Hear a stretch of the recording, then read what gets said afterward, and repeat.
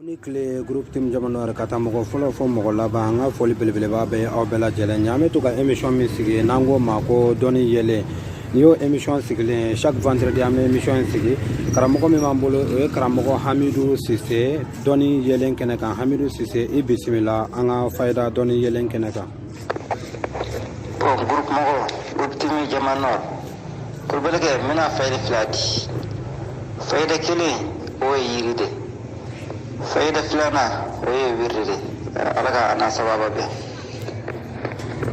folo mogo bibi garzigi telimana ka inna fatana tigi ka selijita folo niya selijita ka inna fatana sebe inna fatana laka fata mubina liyaghfir laka Allahu ma taqaddama min dhanbika ma ta'akhkhar wa yutimmu ni'matahu alayka wa yahdiyaka siratan mustaqima wa yansuraka Allahu nasran azizan inna fatanaka foka si wa yansuraka Allahu nasran azizan si wolondila ka ko ka keminen kono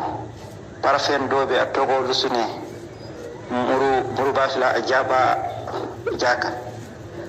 parafen ni asonga shaile ba atiteme keme o parafen be kala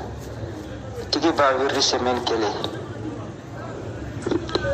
lakili de ya fattahu ya razzaq kimshigi antana wolumla abi wolumla ke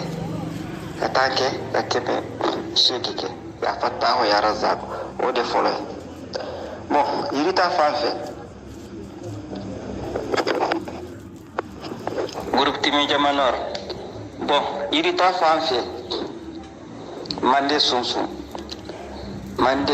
ibi fura den mande sunsu fura buru den keme saba ani tani kele wodi ni den keme saba ani tani kele ani kori fura buru den keme saba ani ta ani kele kori fura buru ani mande sunsu fura buru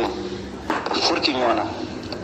ini mago bi garzigi telimana sogoma ibisa ka wusu walma lakanana fana abonye kosobe ani sirna fukoko ni awushu wala bi kisaga ukabo oma ni fere fendi bi bolo ibisa ka wusu o mande sunsu fraburu tin keme saba ani ta ani kele ani kori fraburu din keme saba ani ta ani kele ka furki nyogona ka wusu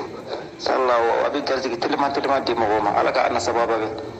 alaka anna keta ni fota be sabati assalamu alaikum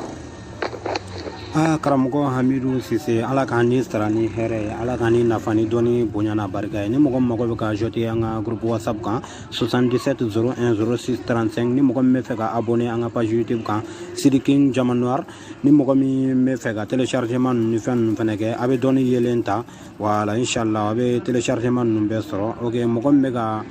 kɛnɛ in sigi aw ye o ye Sidiki Kulibali ye ni bɛɛ k'a ma ko Sidiki Jamanoir ok an merci a k'an bɛn fayida wɛrɛ kɛnɛ kan